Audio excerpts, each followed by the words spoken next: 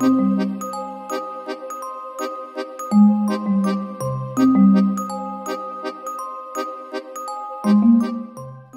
and welcome to Terry Talks Movies. This time around I've decided to do something a little bit different, and I say that every video. But this time I'm going to be talking about the first science fiction movie I ever saw and the most recent one. So you've got to get a thematic thing going there, and that's what I thought up, so we'll work with it. Now so I'll get this out of the way. Like, subscribe, leave a comment, tell me what your first science fiction movie was. But don't do it yet, do it after the video. The first science fiction movie I saw was a movie that my uncles John and Roy took me to. They were living with my grandparents at the time, and they decided they were going to take me to see this movie at the Crescent Theatre in Fairfield, New South Wales, because they wanted to see it, and also I've been going through a bit of a rough trot for reasons, and so they decided when I was about 6 to take me down to the Crescent to see This Island Earth, which was on a revival showing. When it first came out in 1955, I was minus a couple of years old. And it was great. We got popcorn, and down at the bottom of the popcorn, there was always a little plastic cowboy or an Indian on a horse, because cowboys and Indians were a thing then, colonizers. And so you saw it, and there are bits that terrified me. The bits in the tubes where people turn into their circulatory systems and their skeletons scared the hell out of me. Metaluna Monster, not so much, but I thought I'd talk about the movie, and I'm getting ahead of myself.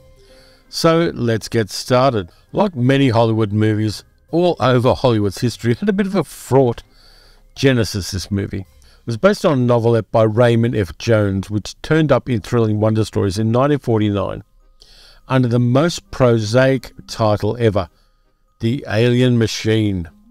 Jones rewrote and expanded the novelette in 1952, and it was published under the better title of This Island Earth. I kind of like the idea of Earth being an oasis in space in the cold, harsh conditions of space. It's an evocative title, and I think it's one of the best science fiction movie titles ever, apart from Everything Everywhere All at Once. So I've read the novelette. You can actually find it on archive.org if you look around, because all of the Thrilling Wonder Stories from 1949 are on archive.org. And the writing is pretty bloody ordinary, but the bones of it are pretty much the same as the movie. Hollywood didn't follow everything in the story, but then Hollywood never ever does.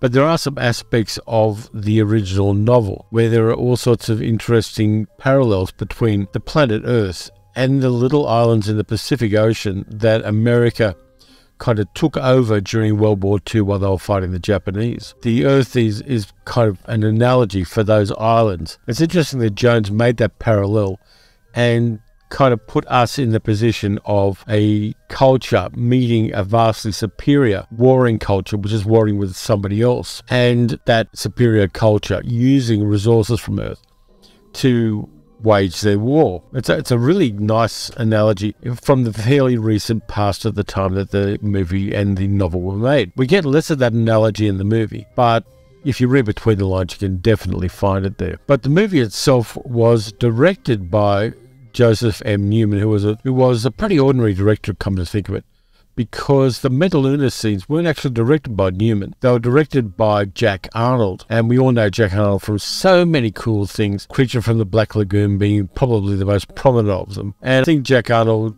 knew how to handle science fiction quite well. The scenes on the planet Metaluna are less stolid and stodgy than a lot of the other scenes, and I'm glad the studio made that decision. Now, according to all of the studio publicity, and I can believe this, the special effects took 2.5 years to make for this movie, and to look at them, they're nowhere near what we've got now, of course.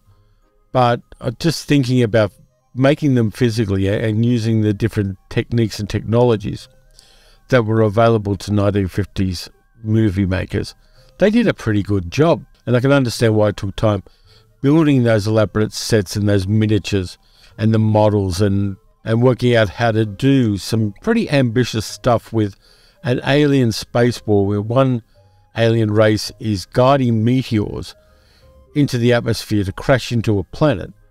It wasn't an easy thing to do in 1955. But let's go back to this story itself. There are some really nice reveals every few minutes, even though it starts out with the usual thing you get in science fiction movies from America in the 1950s, where Cal Meacham, the engineer, scientist, hero, is meeting with the government in Washington, talking about his inventions and how he plans to do things like turn lead into uranium, and so making uranium widely available for a whole bunch of different things that they wanted to do with it in the 1950s, and since then we found better ways to do. And I couldn't help but make parallels between Cal Meacham in This Island Earth and Elon Musk. Cal Meacham's actually a guy who makes things. He's the guy who puts it all together, comes up with the concepts, and makes things. And he has a whole bunch of press people asking him questions as he climbs into a Lockheed T-33 Shooting Star jet to fly back to California. And he gets the PR that somebody like Musk gets, but he's actually the guy that does it, unlike Elon Musk, who buys up companies and then throws silly ideas at them. And yes, I'm going to get some Musk stands having a go at me for saying that, but to be honest with you, I simply don't care. So Cal, who borrows this Lockheed T-33 to fly back to California, is flying back to the lab where he works. There's a flame out and the engine goes, and he is rescued by a green beam which envelops the ship and brings it into a safe landing at the airstrip. Now, even doing that bit of special effects was kind of difficult because making that green glow around the spaceship was not an easy task even in the 1950s. So we get that as a first setup. Something's going weird in the world, and Cal Meacham is a part of it. Then we get him meeting his assistant Joe in his lab, and to replace some capacitors, which are the size of cereal containers, a company has sent them tiny little beads. XC condensers in an envelope. Must be a gag dreamed up by the receiving department. I ordered 2 XC condensers and Supreme Equipment sent me these beads. The Cal and Joe test the capacitors to find out that they're technology way beyond anything that anybody else has. And then they're sent a catalogue of parts from the same mysterious company, which is not the company they ordered from. And they decide to kind of order all the parts and build an interocitor, which they don't know what is. So they put it all together. There's a lot of nice hard science kind of engineering stuff in here, which plays really well into the hard science loving side of my nature. And they build the interocitor, which is kind of like, let me think, what is an interocitor like? It's a great big thing with the triangular screen and all the bits and pieces. And it's pretty much the same as that if this had a death ray. So in a lot of ways, we're way ahead of the Metaluna people, except the fact that we haven't figured out a way yet to fit a death ray into a phone. Somebody should build an interocitor in real life for a YouTube channel, I think, and find a way to make a triangular video screen, put all the little bits in it, and then mount some really, really powerful handheld lasers on the apices of the triangle so they can zap things. I think that's a YouTube video that I'd really like to watch. But having said that, they build the interocitor, and then a man appears on the screen, Exeter, played by Jeff Morrow. Now, Jeff Morrow and Rex Reason, neither of them's a particularly good actor. They were good-looking actors, and they could say the words plausibly, but nobody was ever going to give them an award. They were contract players for Universal Studios at the time. Exeter does a couple of things. First off, he congratulates Cal on building the interocitor, which few people could do. Then he hits the catalogue with a death ray, which is kind of, you don't shoot death rays around somebody else's lab. It's just not done. And he then invites him to become a part of a big project, which Cal is kind of intrigued by. A plane lands at the airfield, Cal gets in, and there's no pilot. It's purely a drone. Again, technology that we're very familiar with, but though not anywhere near on the scale that we have here. They do a nice innovation, though, on the plane, which I really appreciate, which is when you sit in the chair and the plane starts up, the plane knocks you out and you wake up at your destination. I like that. I think that should happen on every plane. Give people recliner seats, sedate them, you wake up at the other end. Now, it's not going to necessarily work for long-haul flights unless they start putting catheters into people. But for shorter haul flights, when it's like only just across the country, it gets a little boring at times, and I could see the advantage of just knocking people out. You wake them up as they're coming in for a landing, and everybody's happy. So the plane lands in Georgia, and he meets some other scientists, including a female scientist, because you need a female scientist in this kind of movie, played by Faith Demerge. And she is accompanied by another scientist whose name is, he said, looking it up, Steve Carlson. Everyone's got generic names in these movies. Played by Russell Johnson, who played the professor on Gilligan's Island many years later. Now, there's also a kind of slightly evil person there called Brack, who looks like Exeter in that he has kind of fuzzy white hair and the same enormous forehead that Exeter has. I'm a little surprised that these scientists didn't tweak earlier that there's something up with these guys, because they look really, really weird, but they don't. Cal's given a lab and he starts working on converting lead into uranium, and Ruth and Russell Johnson, Steve Carlson, are the only two scientists that haven't been brain zapped by a brainwashing ray that the aliens, as we find they are, have. Gotta like this movie too, because it's got a cat in it, whose real name is Orangey, who lived from 1950 to 1967, so he had a pretty good life, and had appeared in a whole bunch of things. The cat you see in This Island Earth is the same cat that Audrey Hepburn had in Breakfast at Tiffany's. I kid you not, I just looked it up. And yeah, the cat actually helps them detect when they're being watched by Brack and Exeter, and I like that. This movie treats cats well. This isn't one of those movies where the characters hate cats. Yeah, it's nice to see a cat in there, though the safety issues with having a cat in a high energy lab are probably something that needs to be addressed, but isn't. But it's nice that the cat had a long career in movies. Steve Carlson, the Russell Johnson character, gets zapped, and as Cal and Ruth try to escape in a light plane, the Metaluna flying saucer picks them up and transports them to Metaluna, and that's where Jack Arnold starts taking over the directing. I like the production design of this. I mean, the space age design and the kind of motifs of atomic symbols in this one make it very groovy. The sets on the spaceship are very sparse, which I kind of understand because they spent a lot of money on the special effects on this one. And the design of the spaceship itself is, on the outside, pretty ordinary, but on the inside, pretty cool. They've got those wonderful and iconic tubes, which are necessary to adjust the bodies of both the people from Metaluna and the humans to the high atmospheric pressures on Metaluna. And I kind of like that. I think it works scientifically as well, because they talk about an ionization layer in the atmosphere which blocks a lot of meteors, and I can understand that if they have a very dense atmosphere, that fewer things bombarding them from space would reach the surface of the planet. So that kind of works in a kind of vaguely scientific way. A lot of people like the iconic Metaluna mutant that we've got there, and I know that the bottom part of the costume didn't work, so they put him in trousers, which embarrassed a whole bunch of the actors. But the Metaluna mutant looks really cool with that enormous scrotum-like head and the buggy eyes and the big clawed hands. But I found it kind of interesting because American movies do this a lot with science fiction. They did it with mole people, for instance, where you've got to have a slave race. It's almost like they kind of regret the Civil War, and there's always got to be a race that does the menial work, or a group that does the menial work.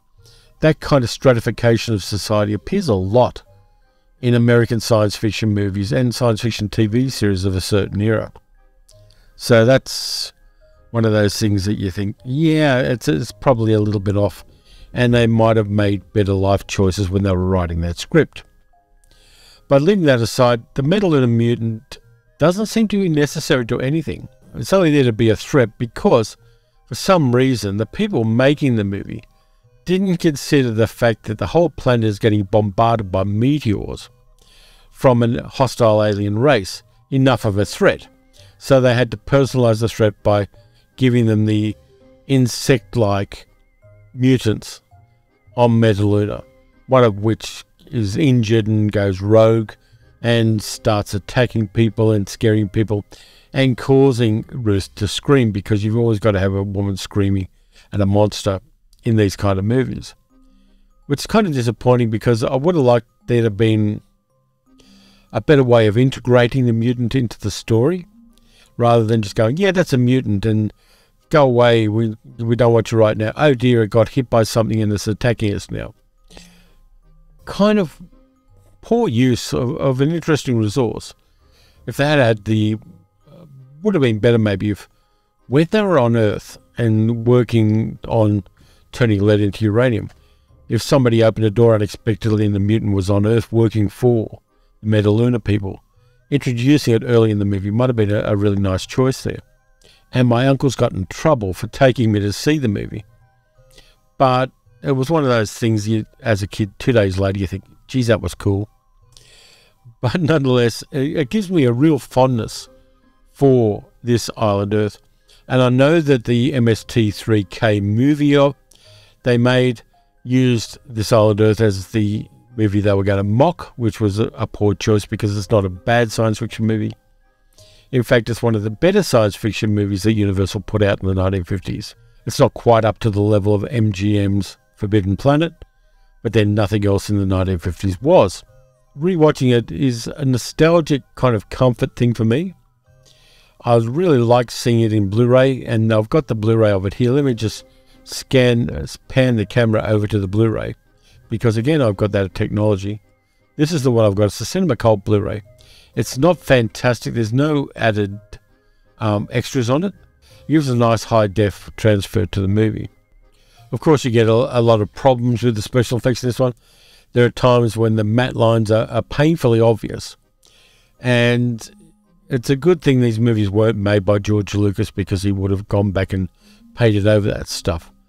But looking at it from a modern viewpoint, the fact that you've got really obvious matte lines in some of the scenes and the color grading that they use to identify that they're on the planet is a little bit intense and a little bit harsh.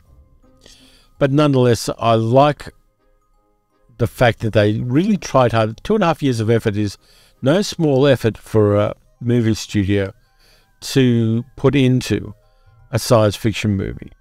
And I appreciate the fact that they did it. And again, it's one of those steps along the path of doing better and better special effects in genre films and respecting the source material enough to make them without making them stupid. And so this Island Earth, for me, it works because of that. That fondness I have for it is partly nostalgia and partly a recognition that this is one of the steps along the path of science fiction cinema, which isn't a misstep, and does it as right as you're going to get from a 1950s studio science fiction movie. That then brings me to the most recent science fiction movie that I've seen.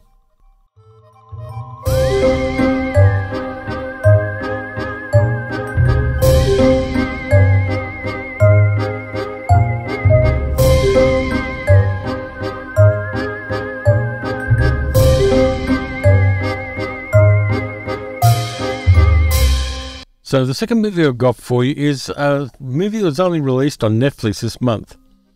And I kind of like it. I don't think it's the best science fiction movie ever, but it's visually interesting. It's got some things to say. And in a delightful way, it's kind of a critique and also a satire on COVID lockdowns in a weird way. It's a French science fiction black comedy written and directed by Jean-Pierre Jeunet. It's in French, so you're going to have to read the subtitles, but you're a cinephile. You can read subtitles. And it's set in the world of 2045, where communities have a lot of robot helpers. There's some nice advances in technology which have a really nice retro look about them. There's a lot of kind of space-age George Jets and stuff about this. And a group of people who live in the suburbs are locked in for their own protection into their house by their household robots, while a rogue sentient AI android revolt is happening in the outside world. And the robots are helping the kind of hapless human beings to survive and to escape this AI uprising that's happening outside the house. And it's beautifully done. The special effects are crisp and on point. They can be slightly cartoonish, but in the best way possible. There are lots of really, really weird things in this. Like every time something breaks in the house, an enormous floating billboard floats down and offers them a new product which will replace the old one.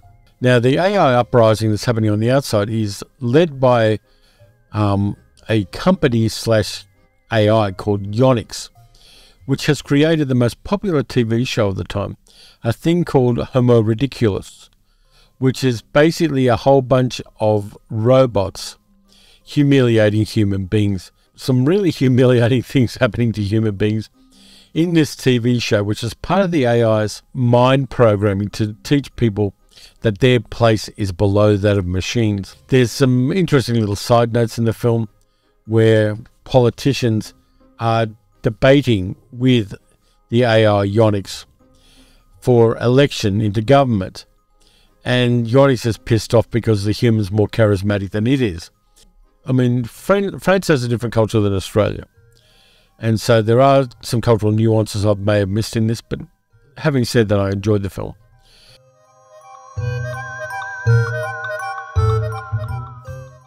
The actors are pretty good in this one. We got Isabelle Nanty, who was in movies like Amélie and is a very familiar face. She was also in Les Visiteurs, the time travel movie from the 1990s with Jean Reno. There's Elsa Zilberstein playing Alice, the woman of the house, who's broken up with her husband, who is taken up with another woman who he's going to marry, but he's trapped in the house suddenly with his ex-wife. There's a very sleazy guy who says he's a publisher who wants to publish some of Alice's poetry, who basically just wants to get into her pants. We have the children of both parties in that case, and they also have the household robots. There's one robot called Einstein, who was created by the husband Victor, and who has been kind of put away. He's a really interesting visual creation, and and the advantage of Einstein is that on request, his intelligence level can go up and down as needed for the particular circumstance. There's also the kind of maid of the house, the Rosie, the robot kind of maid, whose name is Monique, played by Claude Perron, and she's really good. She really commits to being a robot who might be sexy, might not. There's actually some functions that she can do of a sexual nature, which are revealed in a very interesting and humorous way in the movie. And there's also a little toy robot, which was one of the children's robots when she was much younger. And these three robots between them decide that A, they want to be more human, and B, they want to save these hapless human beings from themselves. And we get some escalation in things. Francois Leventhal plays the Yonix leader, who is incredibly creepy looking. And we also get another android called Greg, who is Francois' gym teacher come lover. And Greg has some interesting things there, and shows that the idea of having personal relationships with robots is one that's kind of accepted in this really weird and comic society. Now, as I said, the movie isn't the best movie in the world. It's over the top and unashamedly so. And I kind of like that. I like that intensity that the movie has in its visuals, the creativeness of it, the world building is first rate. It really gives us a futuristic world, which, apart from the AI uprising and the shit choices on TV, is one that wouldn't be too bad to live in. They have some innovations that would be really quite useful. And there are some great scenes with Francois' pet dog, which is her sixth dog, because she has a clone every time it gets hit by a car or has some other accident or dies. So she's got an ongoing contract to have her dog cloned. And there's a little bit of an indication that the sixth dog is not the brightest of the bunch and does some very funny and very stupid things at the same time. I like this movie. I think that sometimes it's good to just have one that's entertaining, amusing, a little bit of fun, visually striking, and just a nice way to spend a couple of hours. And BigBug is definitely that. I really enjoyed it at that level. And it's on Netflix at the moment. And I think that if you're interested in French cinema, if you're interested in science fiction as a kind of dark comedy in there, there are some kind of Robert Sheckley aspects to it, maybe R.A. Lefty. aspects to this movie which I appreciated. But if you enjoy science fiction as a method of discussing some weird aspects of our modern society, in this case lockdowns, then BigBug's probably going to be one you're going to enjoy. Anyway, that's it for this time around. Thanks a lot for watching. If you enjoyed the video, please like, subscribe, and leave a comment. Hit the notification bell as well. You can also financially support the channel by donating at patreon.com/paleocinema. I've got the second part of my Hollywood movies about Hollywood coming up on the weekend, which I'm putting together as we speak. Well, not as we speak, after we finish this. And the first one was fun. The second one's got a whole bunch of hidden gems in it. So stick around for that one. And in the meantime, watch some good movies, watch some bad movies. Watch some old science fiction movies with respect and with an eye on how much they've moved us towards the kind of science fiction movies we enjoy now. And I'll catch you next time.